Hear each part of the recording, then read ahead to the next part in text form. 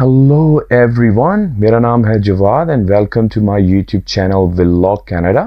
अच्छा, ये वीडियो बहुत इंपॉर्टेंट है फॉर दोज इंडिविजुअल्स, जो उन लोगों के लिए जो पाकिस्तान में हैं, इंडिया में हैं या वो किसी भी कंट्री के अंदर हैं और वो कनाडा आना चाहते हैं विजिटर वीज़ा के ऊपर। राइट, सो विजिटर वीज़ा जो है वो एक अंडर TRV स्ट्रीम है, जो कि टेम्पररी रेजिडेंट वीज़ा स्ट्रीम कहलाती है। उसके थ्रू जो भी कनाडा आना चाहता है they need to apply to get a visitor visa. ठीक है, तो इस वीडियो को आपने स्टार्ट से एंड तक देखना है, क्योंकि मैं बहुत इंपॉर्टेंट चीज़ें डिस्कस करूंगा। लाइक आई सेड कि इसमें हम एलिजिबिलिटी रिक्वायरमेंट्स को डिस्कस करेंगे कि क्या रिक्वायरमेंट से कौन अप्लाई कर सकता है, कौन से डॉक्यूमेंट्स रिक्वायर्ड हैं, एंड ऑल्सो IRCC की जो एक गाइड है जो कि विजिटर वीज़ा से रिलेटेड है, और जो केस ऑफिसर्स जो भी विजिटर वीज़ा को प्रोसेस करते हैं उन्होंने उस गाइड को फॉलो करना होता है, and based on that guide उन्होंने अपना डिसीजन देना होता है। और ऑल्सो ऑफ कोर्स लेजिस्लेशंस भी होते हैं उसको जो सपोर्ट करते हैं उस गाइड को। तो हम उसको अभी गो थ्रू करेंगे उस इंफॉर्मेशन को, और उसके साथ साथ मैं आपको ये भी दिखाऊंगा कि अपने पोर्टल के थ्रू किस तरीके से अप्लाई करना है। Alright guys, so very important thing जो आजकल बहुत ही ज़्यादा इशू चल रहा है, और मुझे काफ़ी लोग पाकिस्तान से और इवन कुछ फ्रेंड्स के थ्रू इंडिया से भी लोग कांटेक्ट करते हैं इस चीज़ को कंफर्म करने के लिए कि भाई हमें इस कंसल्टेंट के पास हम गए और वो कंसल्टेंट कह रहा है कि आपका डन वीज़ा मैं करवा के दूंगा and I will charge you may be 5,000 Canadian dollars, 10,000 Canadian dollars, Pakistani 10 lakh रुपए, 15 लाख रुपए मैं आपको जो है वो आपका विजिटर वीज़ा लगा कर दूंगा। देखें, ये सारी चीज़ें जो है ना ये ठीक नहीं है। राइट, उसकी वजह ये है कि जो आपकी जो विजिटर वीज़े की फ़ीस है, राइट, वो आपने सिर्फ IRCC को पे करनी है। और अगर कोई अपनी कंसल्टेंसी सर्विसेज दे रहा है आपको, आप किसी की सपोर्ट या असिस्टेंस ले रहे हैं, तो मे बी आप उसको कुछ एक रीजनेबल अमाउंट जो भी उनकी फीस है वो चार्ज करें। बट ये 5,000 10,000 डॉलर्स, कैनेडियन डॉलर्स, ये बहुत अनरीजनेबल है और ये जो है वो ये ठीक चीज़ नहीं है। उसकी वजह ये है कि होता क्या है कि आपसे कोई 10 लाख रुपए की, आपने किसी से 5 लाख की कमिटमेंट की, राइट, तो वो करते क्या है, वो आपके विजिटर वीज़ा की एप्लीकेशन सबमिट करते हैं और उसके साथ साथ वो क्या करते हैं कि वो जो भी सपोर्टिंग डॉक्यूमेंट्स हैं जो हम इन वीडियो में बात करेंगे, बेसिकली वो सारी चीज़ें गैदर करके वो आपकी एप्लीकेशन सबमिट कर देते हैं। और जैसे ही आपको पासपोर्ट रिक्वेस्ट आती है, देन दे टेल यू कि भाई आपका मैंने वीज़ा लगवा दिया है, अब आप मजीद जो भी आपकी कमिटमेंट जो पैसे रह गए हैं वो, ठीक है ना। तो इन चक्करों में आप प्लीज़ मत पड़िए, क्योंकि विजिटर वीज़ा एक बहुत सिंपल और बहुत स्ट्रेट फॉरवर्ड प्रोसेस है। इसमें आपने केस ऑफिसर को सिर्फ सेटिस्फाई करना है कि you would come back to your own country. तो आपने सिर्फ उसको ये मुतमईन ये करना है कि मुझे वापस आना है, आपके पास इनफ इंसेंटिव चाहिए that you would go back to your own country. ठीक है ना, उन चीज़ों को हम अभी आगे डिस्कस करते हैं। तो काइंडली किसी से भी कोई भी आपसे कहे कि भाई डन वीज़ा है और आप बस इस तरह कर लें, इतने पैसे दे दें, ऐसा हो जाएगा, ऐसा कुछ भी नहीं होता है। ठीक है ना, किसी के इख्तियार में है ही नहीं वीज़ा देना, राइट, क्योंकि वो देखें वीज़ा दुनिया में आप कहीं भी अप्लाई करें दो चीज़ें होती हैं, तो वो एक्सेप्ट होता है या वो रिफ्यूज़ होता है। ठीक है, तो रिफ्यूज़ल के चांसेस ज़्यादा जब होते हैं जब प्रोसीजर्स को जो भी IRCC के या फिर कोई भी कहीं भी अप्लाई कर रहे हैं आप, वहाँ के जो इमिग्रेशन के जो पॉलिसीज़ हैं, जो प्रोसीजर्स हैं, जो लेजिस्लेशन, अगर आप उनको सामने रखते हुए चीज़ें कंप्लीट नहीं करेंगे तो देयर आर चांसेस कि आपका रिफ्यूज़ल हो। So let me show you कि किस तरीके से IRCC ने वो गाइड बनाई है, और मैं अपनी स्क्रीन शेयर करने वाला हूँ आप लोगों से अब। ऑलराइट गाइस, सो देखिए, सबसे इंपॉर्टेंट चीज़ ये है, गवर्नमेंट की आपको पता होना चाहिए ऑफिशियल वेबसाइट क्या है जहाँ जाकर आप इसको अप्लाई करेंगे। इसका लिंक भी मैं डिस्क्रिप्शन में डाल दूँगा, वीडियो की डिस्क्रिप्शन में। तो जो चीज़ें मैं डिस्कस करूँगा उसका लिंक जो है वो आपको डिस्क्रिप्शन में मिलेगा। सो डायरेक्टली आपने उसको कॉपी और पेस्ट करना है, देन आप वहाँ पर उस वेबसाइट पे डायरेक्टली आपको रीच मिल जाएगा, राइट। तो सबसे इंपॉर्टेंट चीज़ जो है वो हम आज डिस्कस कर रहे हैं टेम्पररी रेजिडेंट स्ट्रीम जो है, जिसके बारे में पहले मैंने बताया, जैसे तो विजिटर वीज़ा। तो विजिटर वीज़ा के अंदर देखें, सबसे इंपॉर्टेंट चीज़ ये है कि आपका आने का पर्पस क्या है। ठीक है, तो this is actually a guide. तो ये एक प्रोसीजरल गाइड है जो कि IRCC के ऑफिशियल वेबसाइट पे पब्लिश्ड है। तो इसको अगर आप ओपन करेंगे तो बेसिकली इस पर क्लियरली वेबसाइट पे मेंशन भी है कि this section contains policies, procedure and guidance used by the IRCC staff. It is posted on the department website as a courtesy to stakeholders. तो अपने क्लाइंट्स को एक आइडिया देने के लिए कि किस तरीके से वीज़ा एप्लीकेशन की असेसमेंट होती है और वो किस तरह असेस होती हैं, और वो किस तरह इंश्योर करते हैं कि भाई जो एप्लीकेशंस हैं वो रिक्वायरमेंट्स, एक्ट और रेगुलेशंस की जो रिक्वायरमेंट इनको मीट करते हैं, एप्लीकेशंस कंप्लीट हैं, और आपका जो आने का जो पर्पस है वो एक्चुअली लेजिस्लेशंस और रिक्वायरमेंट के हिसाब से वो आपकी जो रीजंस हैं वो मीट करती ही नहीं करती हैं, राइट। तो इसको हम थोड़ा सा देखते हैं यहाँ पर। फॉर एग्जांपल यहाँ पर ये कुछ सजेस्टेड क्वेश्चंस हैं जो इन्फॉर्मेशन IRCC ने पब्लिश की हुई है। देखिए सबसे इंपॉर्टेंट ये है, जब भी आप विजिटर वीज़ा अप्लाई कर रहे हैं तो इमिग्रेशन ऑफिसर जो भी आप लिए एप्लीकेशन को असेस करते हैं, the first thing they need to make sure कि आपको आने की, आपका what is the purpose of your trip, आपने आना क्यों है कनाडा के अंदर, राइट? आप क्यों आ रहे हैं, क्या कर रहे होंगे, आपका प्लान क्या है, आपने जो प्लान्स आप बता रहे हैं अपने IRCC को। फॉर एग्जांपल एक कोई भी like a person as may be 35-40 years old और अपनी फैमिली के साथ वो वेकेशंस पे आना चाहता है, राइट? तो उसने अपना कितना होमवर्क किया हुआ है, क्या क्या उसने अपनी लाइक अपने ट्रैवल बताया है, उसमें अपनी एप्लीकेशंस के साथ उसने बताना है कि भाई फॉर एग्जांपल मेरा 3 वीक्स का प्लान है और मैं अल्बर्टा जा रहा हूँ लेट्स से, और मैंने वहाँ पर इस जगह पे होटल्स किए हैं, मुझे बैंफ जाना है, XYZ, राइट? तो आपने अपने प्लान्स को वेल थॉट किया हुआ है या नहीं किया हुआ, राइट? या बस आपने अप्लाई कर दिया कि भाई मुझे विजिट करना है। तो आपने थोड़ा सा जो है ना इसके ऊपर वर्क करना है कि हमने अपनी किन चीज़ों को कंसिडर करना है जब आपने आप अपनी एप्लीकेशन प्रिपेयर कर रहे हैं। तो आपके एक वेल थॉट प्लान होना चाहिए कि भाई मैं क्यों जा रहा हूँ, कितने टाइम का मेरा स्टे है और मैं कहाँ स्टे करूँगा, और बेसिकली मुझे किस तरीके से वहाँ पर मैं अपना ट्रैवल को मैनेज करूँगा, राइट? बड़ी इंपॉर्टेंट चीज़ है, how long will you be staying in Canada. So जाहिर है this is not a permanent visa, आप टेम्प्रेरी रेजिडेंस स्ट्रीम के थ्रू विजिटर वीज़ा अप्लाई कर रहे हैं, तो आपने जो अपना ड्यूरेशन है वो कम से कम बताना है। ऑफ कोर्स आप ये नहीं कह सकते अपनी एप्लीकेशन में कि मुझे 1 ईयर के लिए जाना है, 2 ईयर्स के लिए जाना है मुझे विजिट करने के लिए, राइट? क्योंकि आप विजिट पर आ रहे हैं, उन्होंने आपकी एप्लीकेशन में, इमिग्रेशन ने आपकी एप्लीकेशन को इस तरह देखना है कि भाई आपने आना है 3 वीक्स के लिए, 4 वीक्स के लिए, 5 वीक्स के लिए, उसके बाद आपने वापस जाना है, राइट? सो आपने अपना ड्यूरेशन जो है ना वो बहुत ही कम से कम दिखाना है कि भाई this is the time period I want to visit Canada. और दूसरी चीज़ ये है कि यूजुअली मैंने जितनी एप्लीकेशंस अपने फैमिली मेम्बर्स, फ्रेंड्स में अप्लाई किया है जिनके लिए भी, तो यूजुअली होता ये है जब आपको पासपोर्ट रिक्वेस्ट आती है PPR, राइट? तो उसमें होता इस तरीके से जितनी आपकी पासपोर्ट की वैलिडिटी होती है, फॉर एग्जांपल 10 इयर्स का हो, 8 इयर्स हो, 5 इयर्स हो, up to 10 years I think वो मैक्सिमम ग्रांट करते हैं वीज़ा, और आई थिंक यूजुअली 10 इयर्स से ज़्यादा की पासपोर्ट की वैलिडिटी होती भी नहीं है। सो उसके अकॉर्डिंगली जो है ना वो आपको वीज़ा जो है ना वो आपके जो स्टिकर वो पेश करते हैं आपके पासपोर्ट पे। यूजुअली वो इतना अप टू पासपोर्ट वैलिडिटी होता है। ओके, सो ये चीज़ बड़ी इंपॉर्टेंट है देखने की कि आपने अपना जो ड्यूरेशन है वो क्लियरली मेंशन करना है कि भाई मेरा बहुत ज़्यादा लंबा प्लान नहीं है, may be 4 weeks 6 weeks and that's it, ठीक है ना? सो ये आपका जो है वो आपने जो आपने अपना एक तो अपना आपका पर्पस और कितने टाइम ड्यूरेशन के लिए आपने आना है, तो ये चीज़ें आपने बड़ी क्लियरली मेंशन करनी है। टाइज टू कैनेडा और कंट्री ऑफ रेजिडेंट, आपके टाइज क्या हैं कनाडा के अंदर? फॉर एग्जांपल आपके फैमिली मेम्बर्स हैं, लेट्स से अगर कोई पेरेंट्स के आप वीज़ा अप्लाई कर रहे हैं, आप ऑलरेडी कनाडा के अंदर हैं, सो आपने जो है वो अपना एक इनविटेशन लेटर उनको दिखाना है कि भाई फॉर एग्जांपल मैं अपने पेरेंट्स को इनवाइट कर रहा हूँ और इस तरीके से जो है वो फॉर XYZ रीज़न वो आना चाहते हैं मेरे पास, और मैं उनको टेक केयर करूँगा, उनको असिस्ट करूँगा, उनको सपोर्ट करूँगा, they will basically B living with me, right? तो आपके टाइज क्या है कनाडा में, ये चीज़ें भी जो है वो देखता है इमिग्रेशन ऑफिसर कि आपको किसने बुलाया है और प्रूफ ऑफ इन्विटेशन अटैच है या नहीं है, राइट? सो ऐसे कई लोग होंगे जिनके पास प्रूफ ऑफ इन्विटेशन नहीं होगा क्योंकि उनका कोई जानने वाला नहीं होगा, राइट? तो इन दैट वे अगर कोई फ्रेंड भी है तो at least get a letter from a friend, right? अगर नहीं हो सकता है दैट्स फाइन, राइट? तो फिर आपने उसको सिर्फ अपने प्लान को सॉलिड करना है कि भाई मैं इसलिए जा रहा हूँ, मुझे एक्सप्लोर करना है कनाडा को, और उसमें आपने अच्छा अपना वेल थॉट प्लान बताना है, right?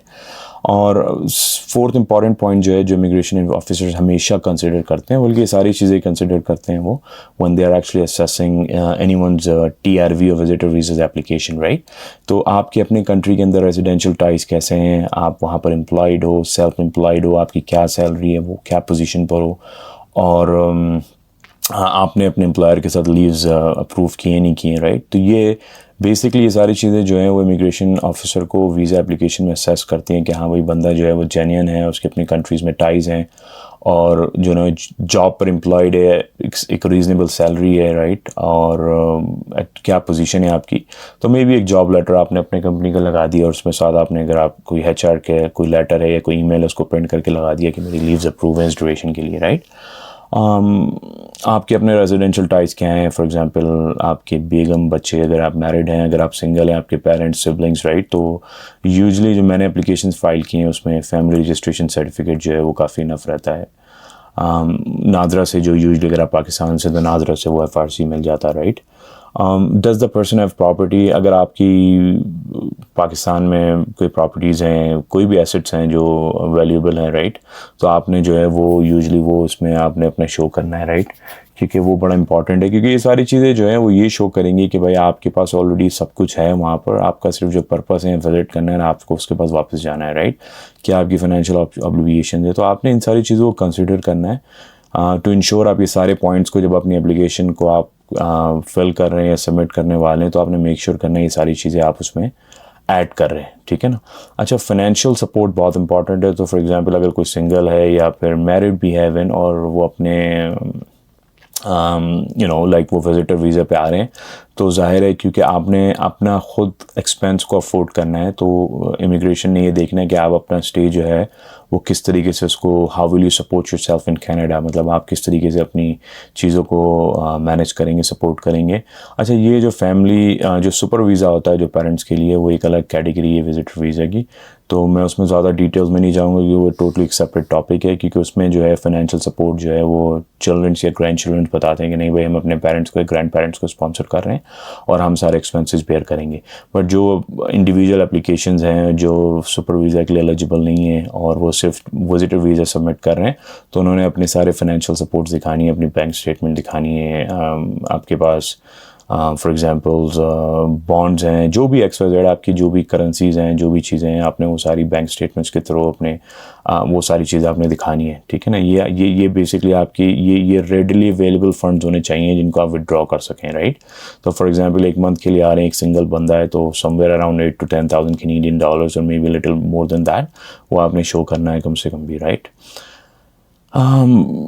Basically, foreign national must have enough funds to maintain themselves in Canada without resorting to illegal employment or social assistance. So basically, कहने का मकसद यही है कि भाई आपने अपने इनफ फंड्स दिखाने कि आप अपने ट्रिप को आप 1 महीने के लिए आ रहे हैं, 1.5 महीने के लिए आ रहे हैं, जो भी आप डेट्स दिखा रहे हैं उसके हिसाब से आप अपने आप को अपना ट्रिप आप अफोर्ड कर सकेंगे, राइट।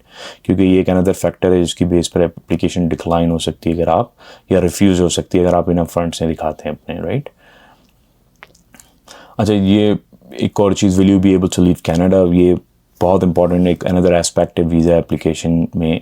जब भी आपके केस ऑफिसर वीज़ा एप्लीकेशन को असेस करते हैं या करेगा, तो उसने हमेशा ये चीज़ देखनी है कि भाई आपके पास इतनी फाइनेंशियल एबिलिटी है कि आप वापस जाएंगे, या सिर्फ आपके पास आने के टिकट्स के पैसे हैं फॉर एग्जांपल, मतलब आप जो है वो यहाँ पर किसी तरीके से लीगल कोई ऐसी एक्टिविटी में इन्वॉल्व नहीं हो या फिर आप वापस ना जाओ, right.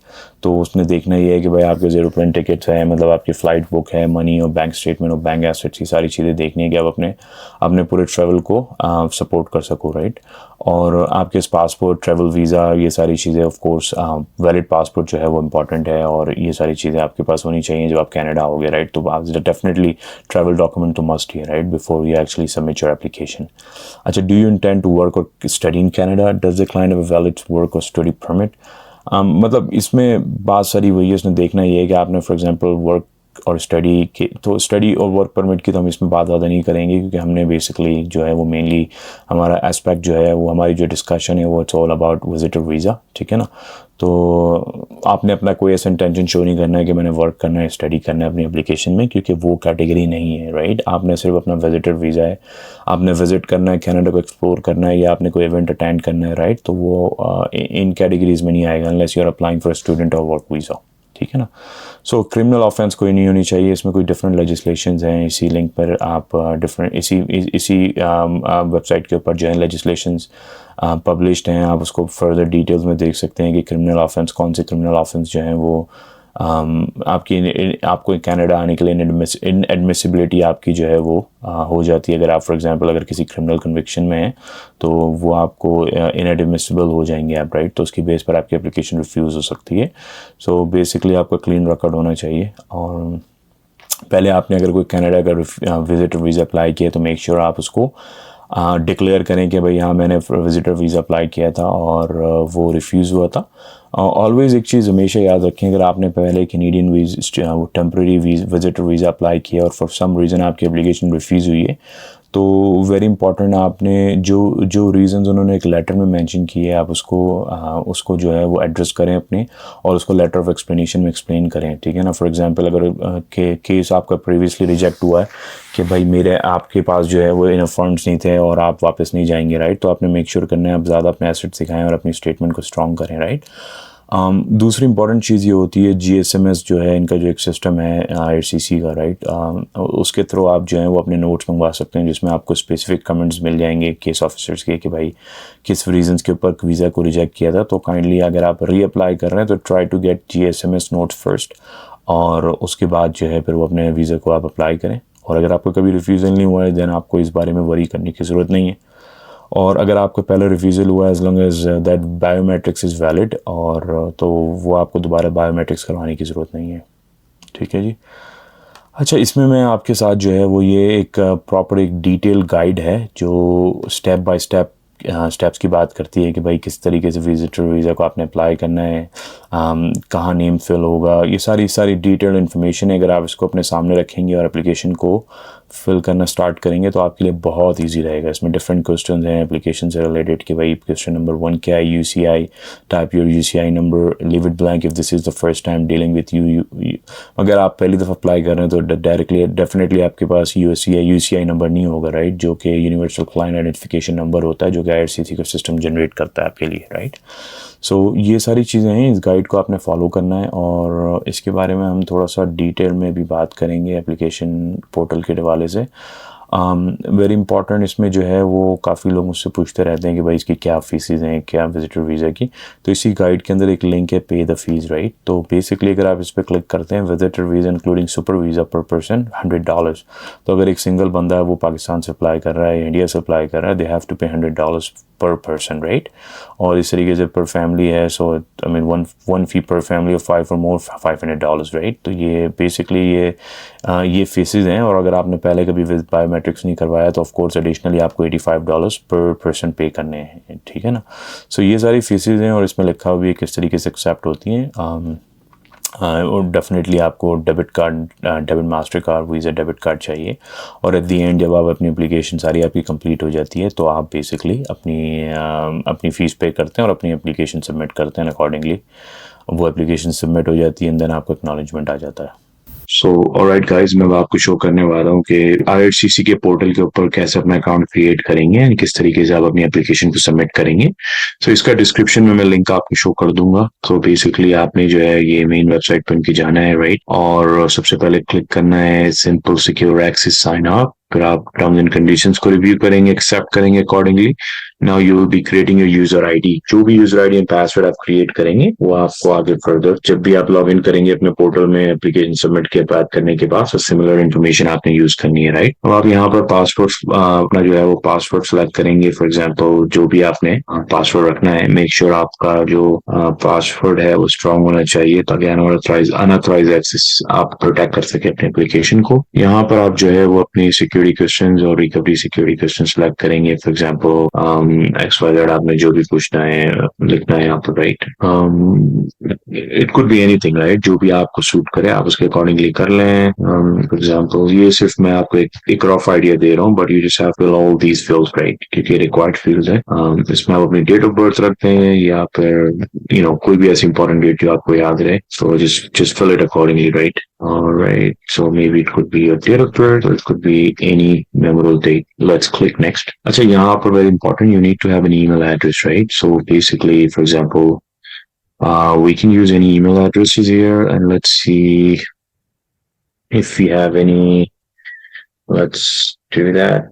So you have successfully created your GCK account, right? So your user ID idea. And now you can just simply click continue, right? And you will go back to your mail account and see if you have received that email. तो आपने जाके जब आपने create कर लिया तो आपको IRCC की जो है वो एक ईमेल आएगी उनकी तरफ से, और वहां पर आपने अपना कंफर्म करना है कि बेसिकली आपने आपने अकाउंट कंफर्म करना है कि भाई मेरा अकाउंट जो है वो कंफर्म हो गया है। So let's see. Give me 1 second. So मैं इस वक्त अपनी पर्सनल ईमेल को लॉग इन कर रहा हूँ जस्ट टू सी के आईआरसीसी ने correspondence भेजी है। मुझे वहां पर एक लिंक आना चाहिए जो मैं क्लिक करूंगा और वो मुझे वहां लेके जाना चाहिए उसे।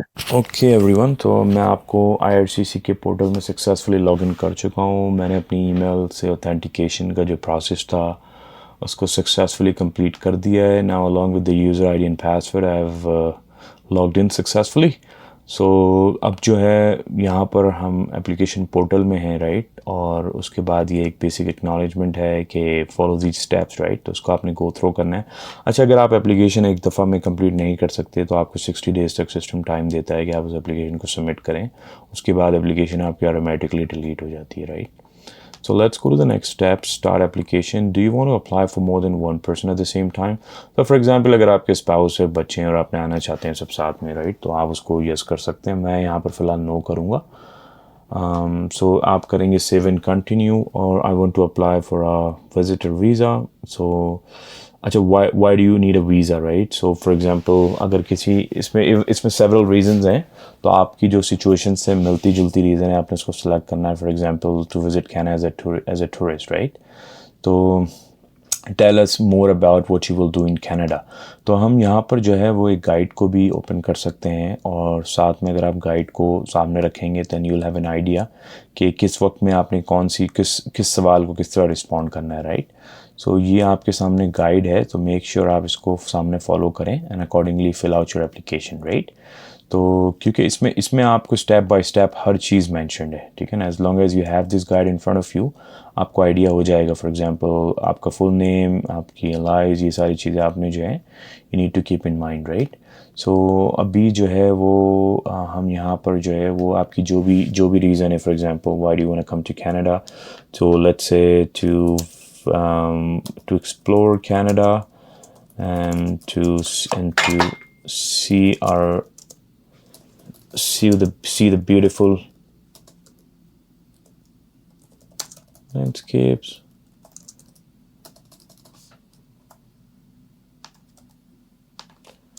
mountains। तो यहाँ आपने जो है ना, आई am just giving an example, यहाँ पर आपने अपनी डिटेल्स डालनी है, आपकी रीज़न आने की क्या है, राइट। तो ये तो 67 वर्ड्स हैं, it's I mean it's nothing, right. So आपने मेक श्योर करना है आप अपनी डिटेल्स प्लान बताएं और उसमें आपने अपनी डेट्स भी इंक्लूड करनी है। और डेट्स के बारे में आपने ये चीज़ बहुत इंपॉर्टेंट है, लाइक मैंने पहले भी मेंशन किया कि डेट्स जो हैं वो आपने कोई बहुत डिटेल्ड प्लान नहीं बताना है कि भाई फॉर एग्जांपल मैं यहाँ जाऊँगा फिर, मतलब लाइक बहुत ज़्यादा डिटेल्स नहीं हो, पॉइंट टू पॉइंट बात हो, बट एटलीस्ट उसको आप इमिग्रेशन ऑफिसर को पता होना चाहिए कि भाई आपका प्लान आपने करना क्या है, क्यों आ रहे हैं सारी चीज़ें। तो आपने स्पेसिफिकली आपने जो है वो विद इन 475 वर्ड्स के अंदर एक्सप्लेन करना है, ठीक है ना। और when will you enter Canada, तो इसमें सबसे इंपॉर्टेंट चीज़ ये है क्योंकि आप अगर अभी विजिटर वीज़ा अप्लाई कर रहे हैं, राइट, सो डिपेंड्स कि आपकी कंट्री का क्या प्रोसेसिंग टाइम फ्रेम है। अकॉर्डिंगली आपने जो है वो canada.ca से प्रोसेसिंग टाइम फ्रेम्स को देखते हुए 6 मंथ्स के 8 मंथ्स के बाद का जो भी आपका प्लान है वो आपने डेट्स यहाँ पर डालनी है, राइट, क्योंकि ये डेट्स चेंज हो सकती हैं, राइट, अनलेस आपकी कोई ऐसी इमरजेंसी है जिसके रीज़न पे आपने कनाडा आना है तो आप अर्ली डेट डालें, अदरवाइज़ जितने आगे की आप डेट्स डालें उतना बेटर है, ठीक है। प्रोसेस जो है वो डिपेंड करेगा आप, क्योंकि डिपेंड्स, राइट, कि आप किस कंट्री से अप्लाई कर रहे हैं और करंट प्रोसेसिंग टाइम क्या चल रहा है।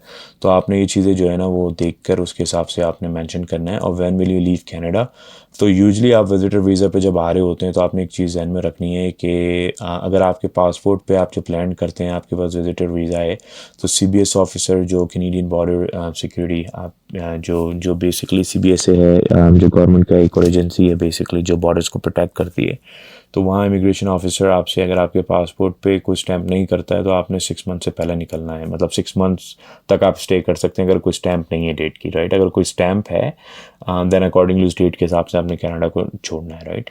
और अगर आपने पहली दफ़ा एप्लीकेशन कर रहे हैं अप्लाई, तो फर्स्ट टाइम अगर आपकी एप्लीकेशन है तो UCI को आप just leave the UCI। So मैं इसमें थोड़ा सा डाल देता हूँ, tell us more about what you will do in Canada, visit friends and family member,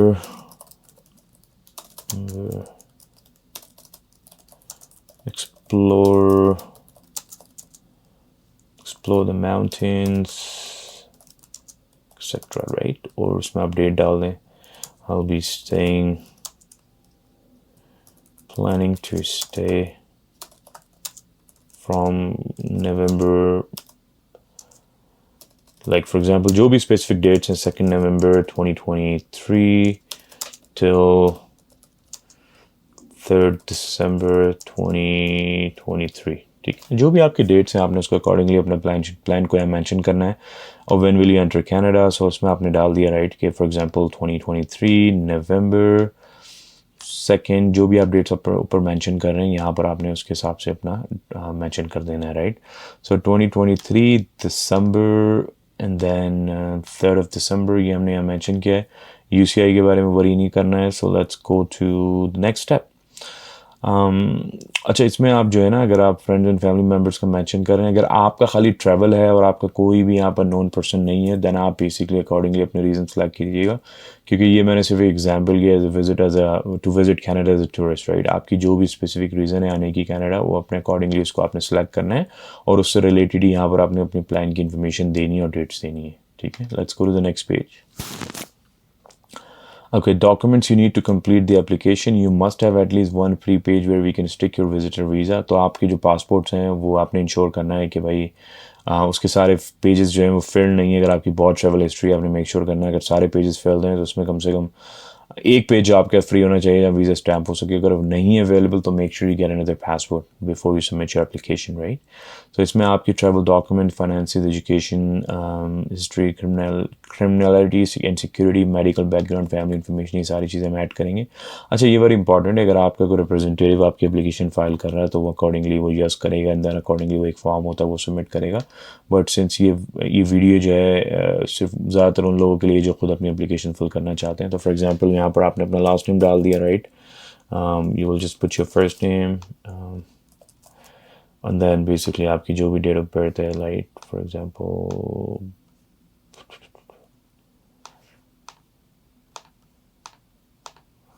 ठीक है, आपने अपना अकॉर्डिंगली जेंडर डिस्क्लोज कर दिया and then basically go to the next page and what's your passport और travel document number. So XYZ, I am just giving an example क्योंकि ये सिर्फ आप लोगों को एक डेमो दिखाने के लिए मैं एक डमी एप्लीकेशन फिल कर रहा हूँ।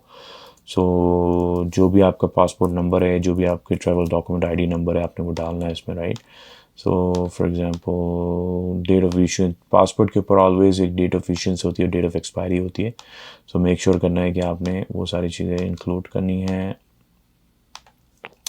Are you a lawful permanent resident of the United States with a valid green card? So usually अगर आपके green card नहीं है, अमेरिका का कोई नहीं है permanent residency, then you can just say no to that. Have you held a Canadian visa visitor within the past? अगर आपका पहले visitor visa रहा है आपने yes करना है तो, और अगर आपका कभी नहीं रहा तो आपने no करना है right? और do you currently hold a valid US non-immigrant visa? अगर आपके कोई भी US का non-immigrant visa है then you have to say yes. यहाँ मैं सिर्फ no कर रहा हूँ। And are you traveling to Canada by air? So आप उसको yes करेंगे। Unless आप US से enter हो रहे हैं by road, so वो आपने accordingly इसको make sure करना है। Okay, so let's see what travel document are you traveling with. So basically आप इसको यूजली रेगुलर रखें unless you're a government official right। तो उस आपने उसको सेलेक्ट करना है। Select the country that matches one of your passport. So हम इसमें पाकिस्तान सेलेक्ट करेंगे। Okay, so PKR so PAK sorry. What is the nationality in your passport? So आप उसको पाकिस्तान मेंशन कर देंगे and then you'll go to the next step. So जिस country से भी अप्लाई कर रहे हैं अपने कंट्री का कोड और अपनी नेशनैलिटी आपने सेलेक्ट करनी है। Now country or resident where you were born, जहाँ पर आप हैं। Now city or country where you were born, आप अपना फॉर एग्जांपल जो भी आपका सिटी है, टाउन है, जहाँ पर भी आप born है वो आप मेंशन कर देंगे। Are you a citizen of more than one country or resident? अगर आपके इस पाकिस्तान के अलावा कोई और सिटीजनशिप है आपने वो डिस्क्लोज करनी है, नहीं है then you'll just say no. Which country or resident are you of? So basically अभी आप currently कहाँ मौजूद हैं। So अगर आप पाकिस्तान में just simply select पाकिस्तान, अगर आप किसी और country के resident हैं तो आपने accordingly वो select करना है। And I'm a citizen of this country or territory since birth, right? तो आपने ये लिखना है कि भाई मैं जब से मैं born हुआ इस country का citizen हूँ। Then you'll go to the next page. Do you have a valid national identity card? So NIC number जो होता है नादराज जो इशू करती है वो आपने इशू करना है। इस तरीके से जो कंट्रीज़ हैं वहाँ पर उनका नॉर्मली एक यूजली जो एक नेशनल आइडेंटिटी डॉक्यूमेंट होता है तो अकॉर्डिंगली जो भी आपका डॉक्यूमेंट नंबर है, फॉर एग्जांपल पाकिस्तान में नादरा का जो CNIC होता है उसके ऊपर यूजली नंबर मेंशन्ड होता है, तो आपने वही लिखा होता है और यही नंबर आपके पासपोर्ट के ऊपर जाता है, राइट। तो इसको हम जो है वो कॉपी एंड पेस्ट करते हैं ताकि ये मैच कर सके। Some reason it's not copying and pasted, तो हम इसको मैन्युअली एंटर करते हैं 452। अगेन उसमें आपका जो भी CNIC जब भी आपका इशू है आपने उसको जो है वो अकॉर्डिंगली मेंशन कर देना है उसकी डॉक्यूमेंट को देख के। Select the country that has issued this document, आप पाकिस्तान सेलेक्ट करके you'll go to the next page. Have you used any other name? अगर आपका कोई नेम चेंज नहीं हुआ you'll just say no to that and you'll go to the next page. Select a country resident, what's your residential address? So यहाँ पर आप अपना पाकिस्तान का एड्रेस डालेंगे, street address for example, whatever it is, उसको डाल दें। यहाँ मैं सिर्फ आपको एग्जांपल दे रहा हूँ, नॉर्थ कराची, ऑलराइट सिटी, हम इसमें डाल दें जो भी आपका पोस्टल कोड है आपने वो एंटर कर देना है। Just to give you an idea, मैं सिर्फ एक ऐसी इनकरेक्ट इन्फॉर्मेशन डाल रहा हूँ, I have no idea what I am entering, but ये है कि आपने इसको मेक श्योर करना है आप इसको कम्प्लीटली जो भी आपकी एक्चुअल इन्फॉर्मेशन है उसको एंटर करें। आपका होम और मेलिंग एड्रेस सेम है, then you do that. List your country, then all the country they live in for the past 5 years। तो अगर आपने पहले 5 साल कहीं भी गुजारे हैं, 5 साल में आप कहीं भी रहे हैं, right, in the last 5 years, so more than 6 months के लिए, तो फॉर एग्जांपल अगर कोई पाकिस्तान से दुबई गया for a week let's say, और या कुछ सऊदीया गया उम्रा करने के लिए, सो वो चीज़ें इसमें डिस्क्लोज नहीं होंगी। इसमें सिर्फ वो इंपॉर्टेंट वो इन्फॉर्मेशन आपने इसमें मेंशन करनी है जहाँ पर आपका 6 months से ज़्यादा का स्टे था, right, with in the last 5 years। 10 साल पहले आप कहीं गए यहाँ पर आप साल रुके तो वो आपने डिस्क्लोज नहीं करना है, राइट। तो अगर यहाँ कुछ ऐड करने के लिए नहीं है, you will just go to the next step. Just give me one.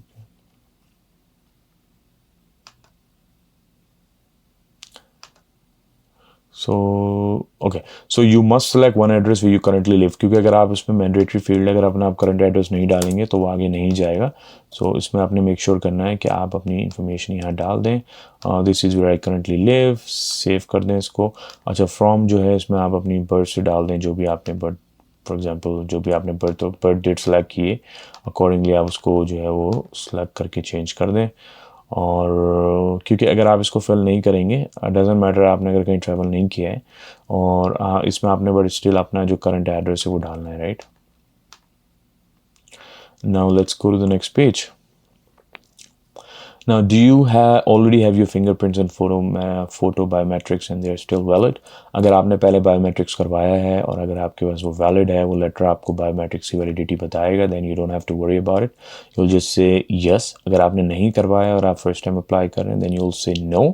Now, you will be required to submit your biometrics after you pay the biometrics fees, ठीक है ना? You submit your application. Now, how much money do you have for your stay in Canada? Very important information. इसमें आपने देखें बहुत important देखना है कि आप फॉर एग्जांपल 1 month के लिए आ रहे हैं, राइट। सो यूजुअली अगर अभी आप गूगल पे जाएं और अपना अभी अपना आप गूगल करें, ट्रैवल देखें, फॉर एग्जांपल अगर आप पाकिस्तान से ट्रैवल कर रहे हैं कराची टू टोरंटो में भी, राइट। सो यूजुअली जो फेयर है अभी आपको 1 month नवंबर दिसंबर जो है वो यूजुअली समवेयर अराउंड $2200-2400 बनता है, राइट। तो और आप उसको अगर रेट को कन्वर्ट करेंगे तो क्लोज टू 5 लाख रुपीज़ बनते हैं रिटर्न का, राइट। तो आपको 6 महीने के बाद का प्लान है, आपने उसी को ट्रैवल को देखना है कि भाई मेरा 6 months के बाद का प्लान है तो वो क्या टिकट्स की कॉस्ट आ रही है, right.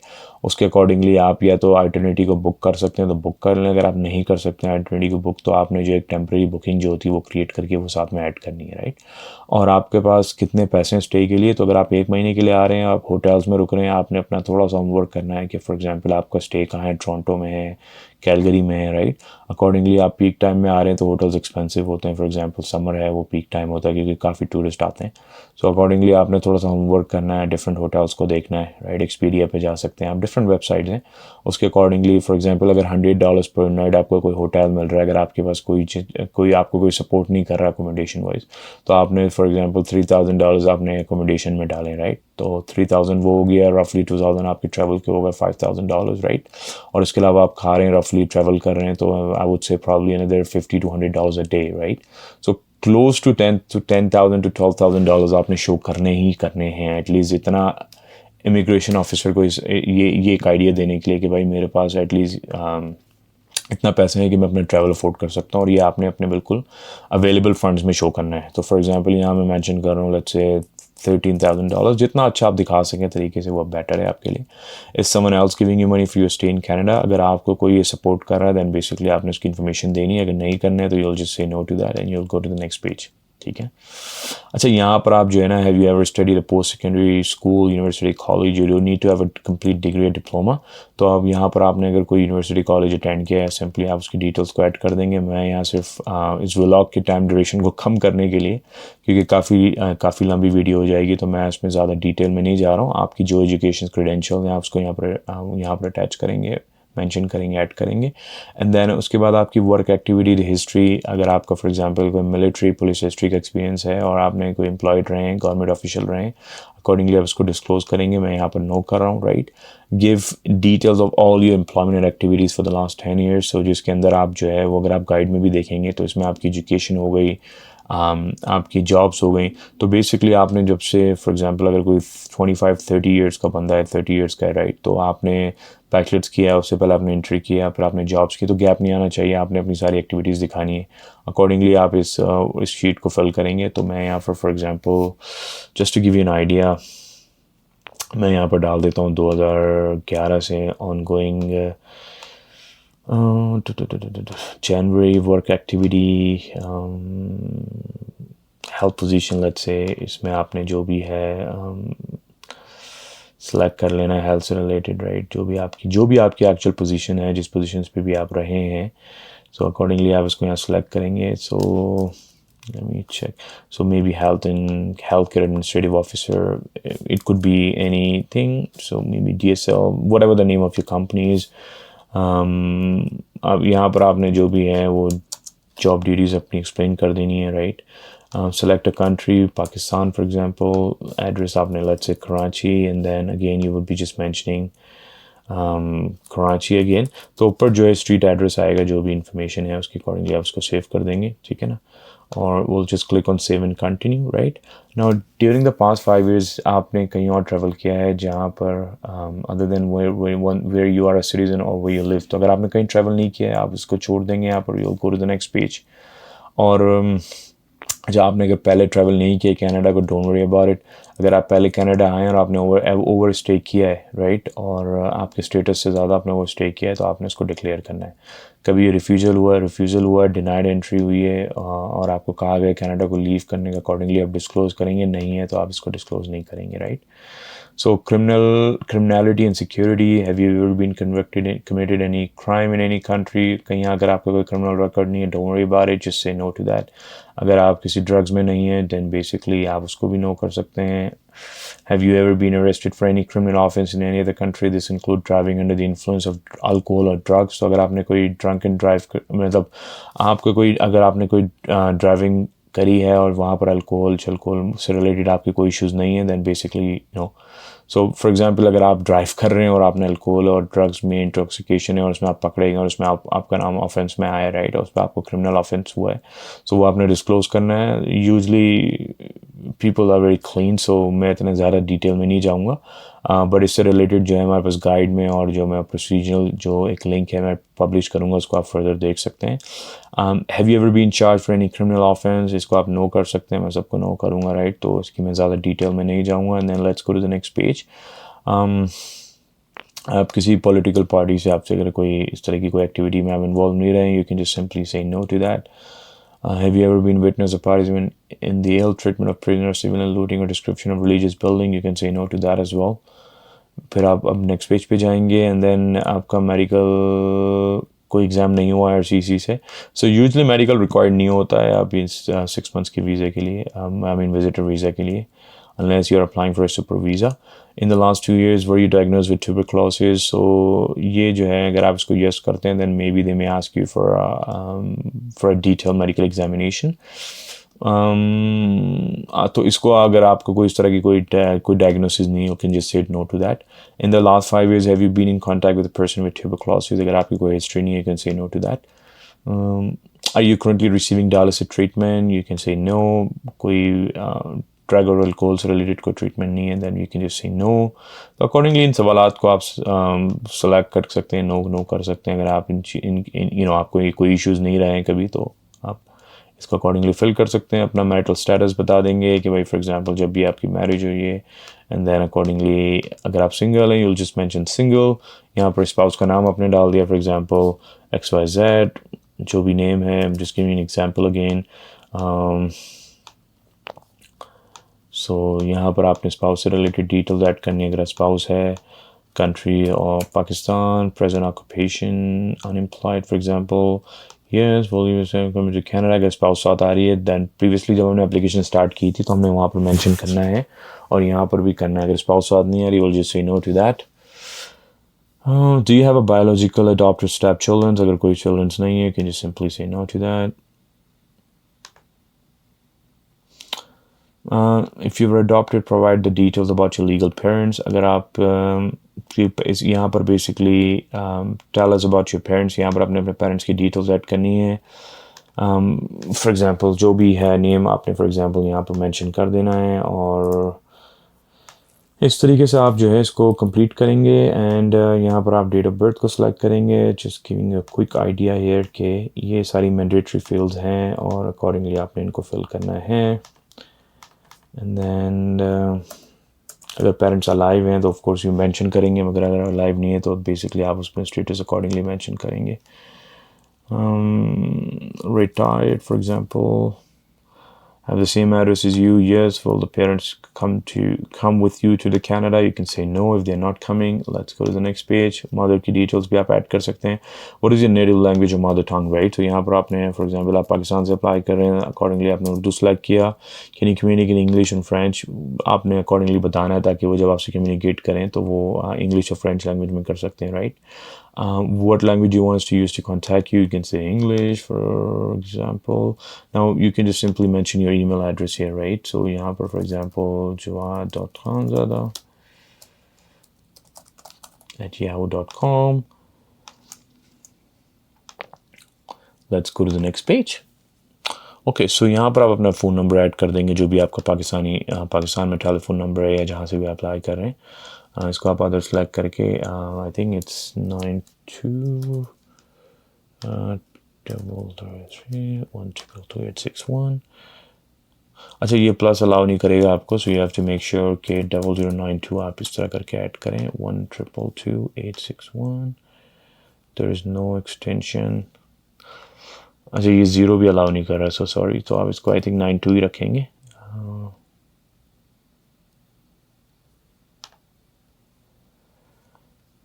Okay so let's go to the next page.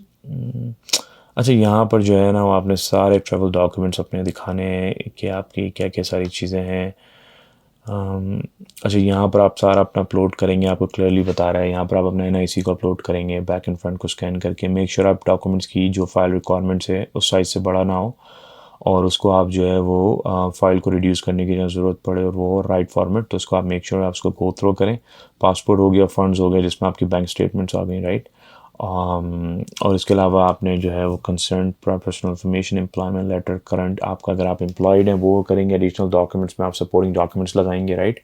तो सपोर्टिंग डॉक्यूमेंट्स के अंदर जो है ना वो आपने फॉर एग्जांपल एक लेटर ऑफ एक्सप्लेनेशन बता देना है, फॉर एग्जांपल कि भाई मैं एम्प्लॉयड हूँ और ये मेरी ये मेरी जॉब है। और अगर आप सेल्फ एम्प्लॉयड हैं आपने उसमें एक्सप्लेन कर देना। ये कोई भी ऐसी रेलिवेंट इन्फॉर्मेशन है जो आपने सपोर्टिंग डॉक्यूमेंट्स में शो करनी है। फॉर एग्जांपल आपने अपनी प्रॉपर्टी के बारे में एक्सप्लेन कर देना है कि भाई मेरे ये एसेट्स हैं, ये टोटल इनकी वर्थ है। और देखें जो मैंने पाकिस्तान की जितनी भी एप्लीकेशंस अप्लाई की हैं उसमें ज़्यादातर हमने जो है वो एक प्रॉपर्टी के डॉक्यूमेंट्स और उसके साथ साथ जो है वो हमने मेनली कुछ और चीज़ें ऐड की हैं, जिस तरीके से वैल्यूएशन सर्टिफिकेट्स होते हैं, राइट। तो वो सारी चीज़ें आपने मेक श्योर करनी है वो आप उसको अपलोड करें। मैं सिर्फ एक आइडिया के लिए मैं आपको सिर्फ यहाँ पर ये फाइल्स अपलोड कर रहा हूँ ताकि हम नेक्स्ट स्टेप में मूव कर सकें।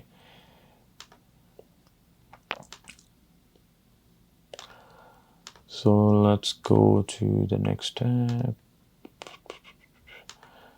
So again ये सिर्फ एक ऐसे ही मैं जो है ना वो फेक डॉक्यूमेंट्स अपलोड कर रहा हूँ, irrelevant information, क्योंकि हमें अगर हम इसको अपलोड नहीं करेंगे तो we won't be able to move to the next step.